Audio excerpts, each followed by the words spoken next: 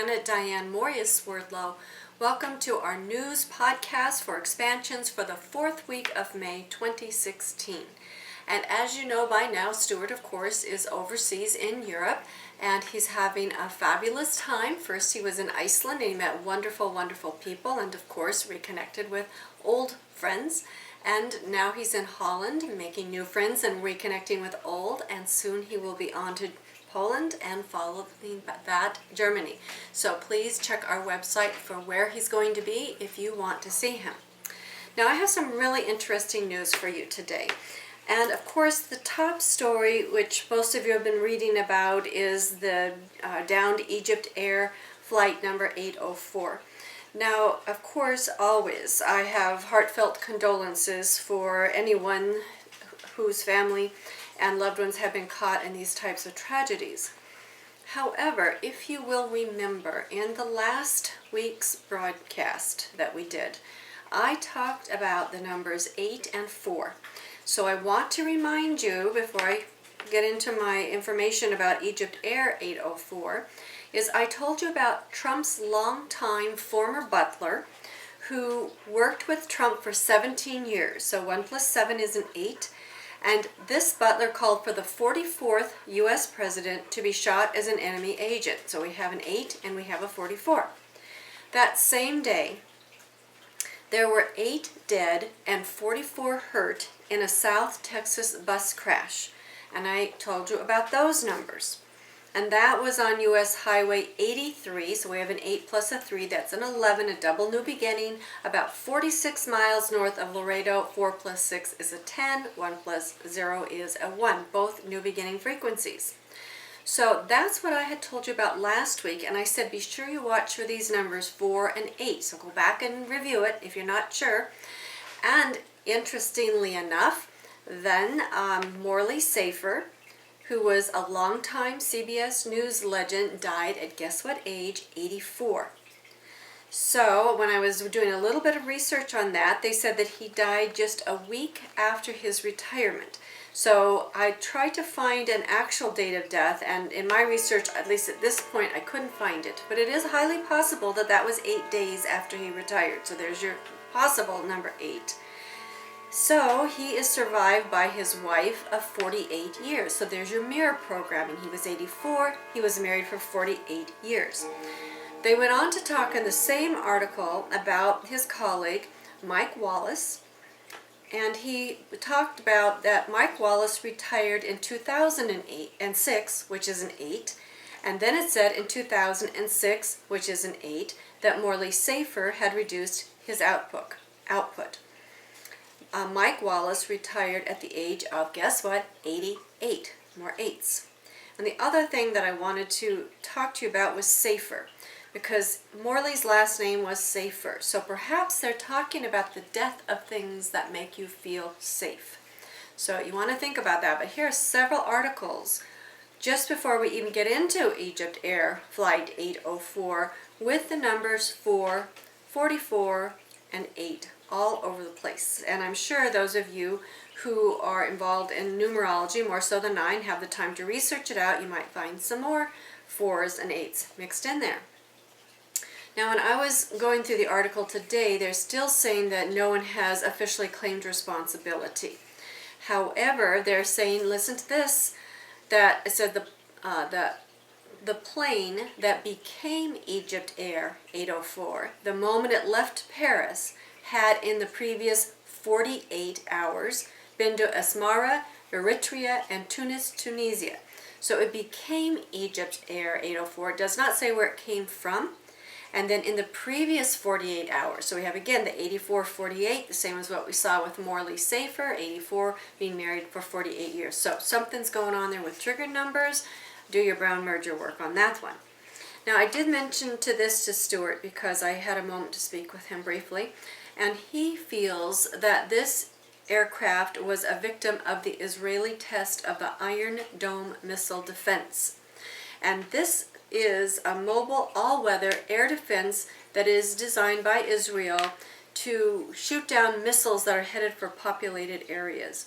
And they said that this Iron Dome missile defense is a part of a future multi-tiered missile defense system, which should be ready as early as 2018.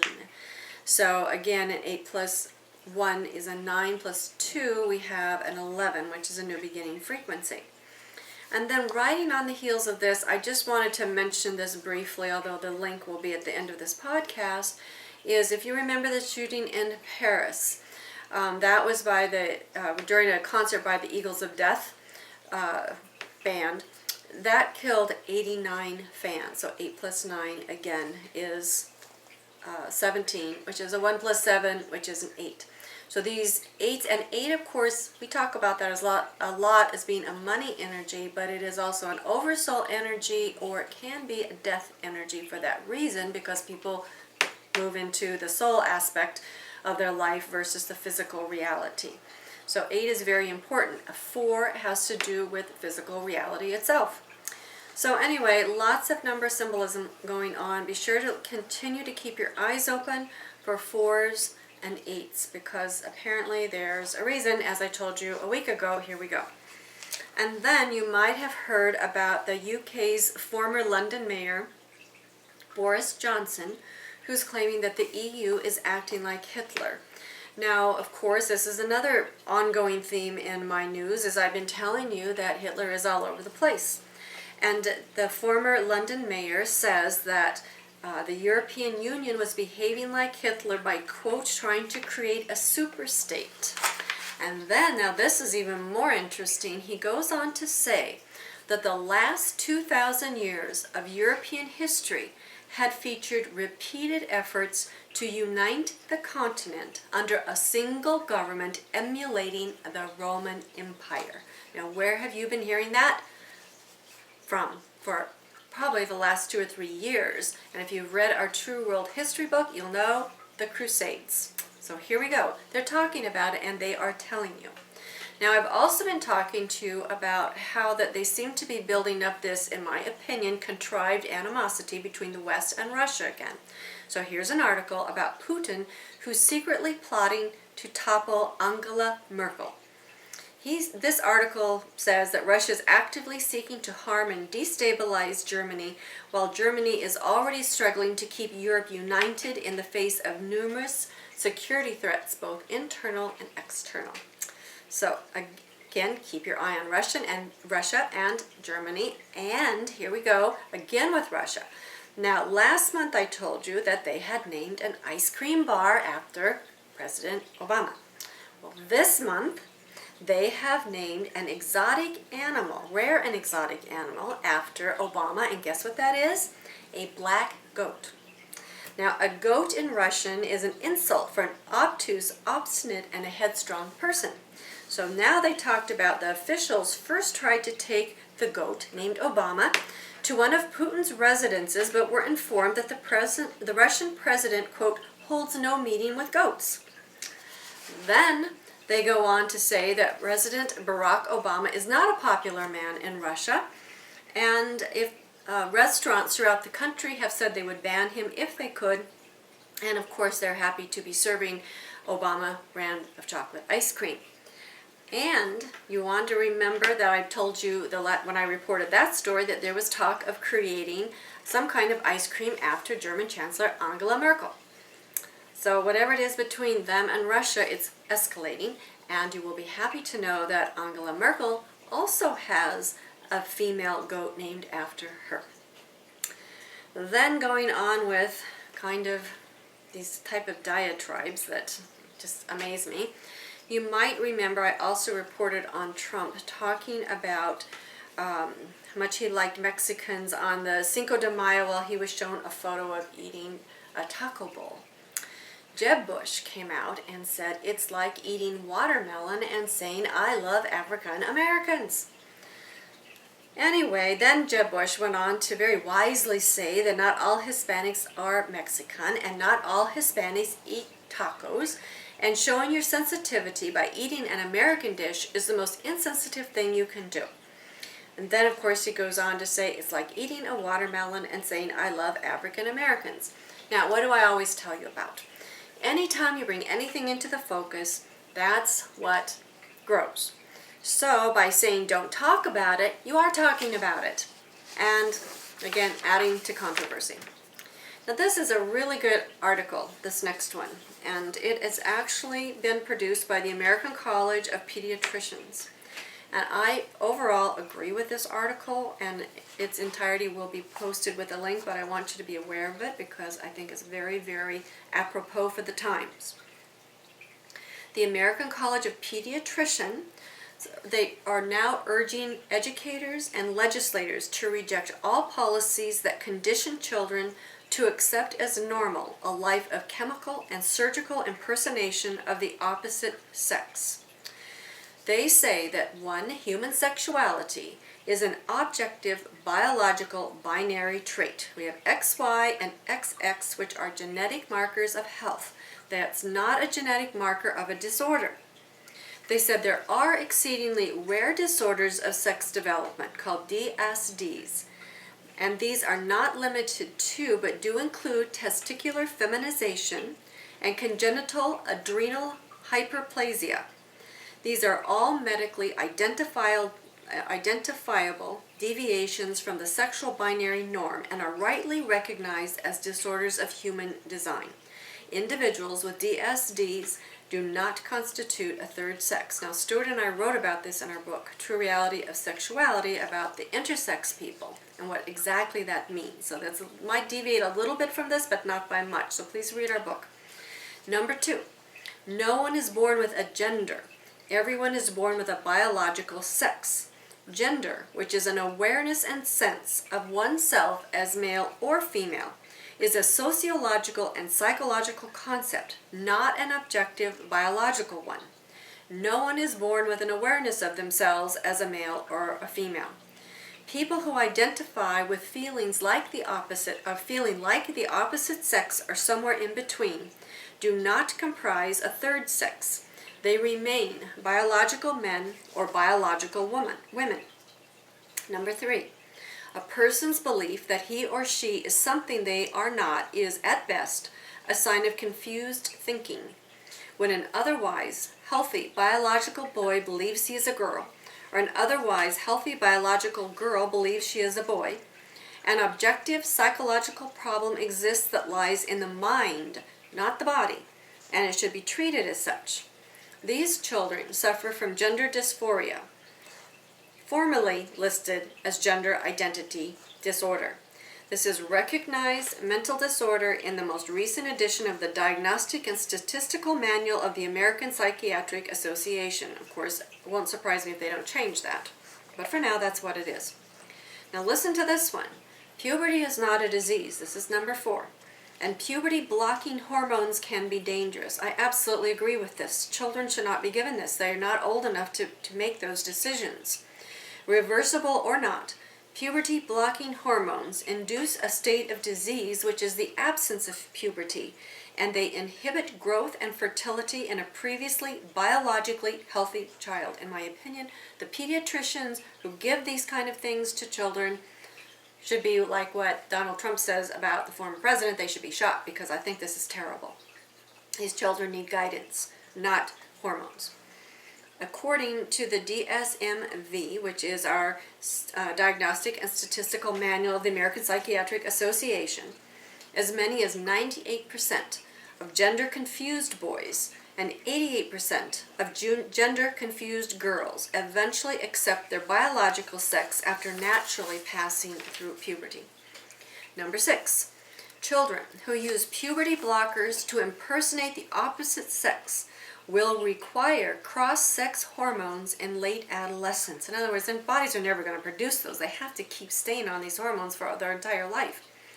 Cross-sex hormones are associated with dangerous health risks such as testosterone and estrogen, including but not limited to high blood pressure, blood clots, stroke, and cancer.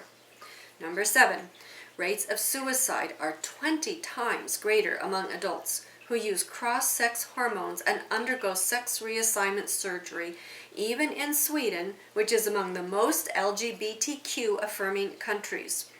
And the pediatricians say, what compassionate and reasonable person would condemn young children to this fate, knowing that after puberty, As many as 88% of girls and 98% of boys will eventually accept reality and achieve a state of mental and physical health.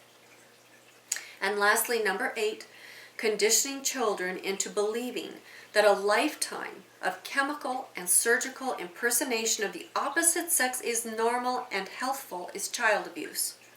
Endorsing gender discordance as normal via public education and legal policies will confuse children and parents, leading more children to present themselves to gender clinics where they will be given, guess what, puberty-blocking drugs. This in turn virtually ensures that they will choose, because they won't have a choice, they won't know any different, a lifetime of carcinogenic and otherwise toxic cross-sex hormones, and likely consider unnecessary surgical mutilation of their healthy body parts as young adults. So I think this was a really great piece, and I urge all of you to consider what's going on out there, because I personally think it's nuts. This was signed by Michelle A. Cretella, MD, President of the American College of Pediatricians, Quentin Van Meter, MD, Vice President of the American College of Pediatricians, and pediatric endocrinologist Paul McHugh, MD. So I think it's a very timely piece, and I think everybody needs to listen, although I know what legislatures are doing, and the global plan probably doesn't follow along with this, so this may not be publicly acceptable for much longer now that they've actually made this presentation. And you will want to know this. Now this again, there are reasons for conventional medicine. There was a man, because of penile cancer, led him to undergo an amputation of the penis. He's 64 years old. He received the first penile transplant. In my opinion, this is why surgeries like this come into being, because there are people in need, versus let's lop off the healthy ones and try and reattach it somewhere else. That's a whole different issue in my opinion. But the first one in the nation did take place in Massachusetts. And speaking of, in my opinion, unnecessary surgeries, in India, where height is considered attractive, I didn't know that, but now I do, apparently limb lengthening surgery, which is actually considered cosmetic surgery and is totally unregulated in India, is becoming apparently quite popular there. It said that prospective patients appear undaunted, including those from abroad. India's reputation for cheap and well-trained doctors attracts people from around the world, and a medical tourism industry worth an estimated $3 billion. Apparently there was a doctor who started offering this surgery 5 years ago. He's treated about 300 patients already, with only a third of them coming from India. He claims he gets 20 calls a day from people claiming that they want to be taller. And Dr. Saran is the president of the Indian Orthopedic Association. He said, "We really don't recommend for people to do this surgery except in very rare cases. These surgeries are not done routinely. There's a high risk of complication." Now, apparently, limb lengthening surgery was pioneered in the 1950s in a small Soviet town called Kurgan in Siberia. Its inventor was actually a Polish man who was once dismissed as a quack, but became eventually known as the magician from Kurgan after he performed these limb lengthening surgeries on people. But he says that he never intended this technique to be used for cosmetic purposes. His work was targeted at people who had accidents or who were born with limbs of different lengths. So that's why I said you have to think about these things that are being done. I mean, as I've told you before, these people who inject stuff into their face, their lips, all their body parts, to me, it's like, what are you doing to yourselves? You don't want GMO on one hand, but on the other hand, you want to fill your bodies filled with this crap? Please, people. I mean, really, this is just beyond bizarre, in my opinion. Anyway, moving along, this was a story somebody sent to me on Facebook, which I thought was very interesting, about a robot that's been teaching grad school for 5 months, and the students did not realize this. Now, this robot was named Jill Watson. She was a TA at Georgia Institute of Technology for months and responded to questions over email and posted on forums. The students had no idea that she was a robot until they were told, and many were shocked. Now, this was the next interesting thing to follow, was about an artificially intelligent lawyer that was hired at a firm called Ross, R-O-S-S. It's a supercomputing power, and this says of IBM Watson. So maybe this Watson is a common thread here, and I did not research that. And if you know, you'll tell me, I'm sure. Anyway, so this artificially intelligent lawyer is supposedly going to comb through huge batches of data and over time learn how to best serve its users. And the idea is to make it as intuitive as an actual colleague. So it has been programmed to respond to people's normal manner of speaking, and it is now a new hire at Baker and Hostetler, which is a firm that handles bankruptcy cases. And the maker says that they have signed licenses to employ Ross's services in a variety of other legal firms, and they will be making those announcements shortly. Apparently, about 80% of Americans who need an attorney can't afford one, even though there's a surplus of attorneys. And I certainly understand that. In other words, by using AI lawyers like Ross, law firms can charge lower fees since they won't be paying humans. And when it comes time for opposing law firms to battle it out in court, everyone should have a computing whiz at their disposal, according to its developers.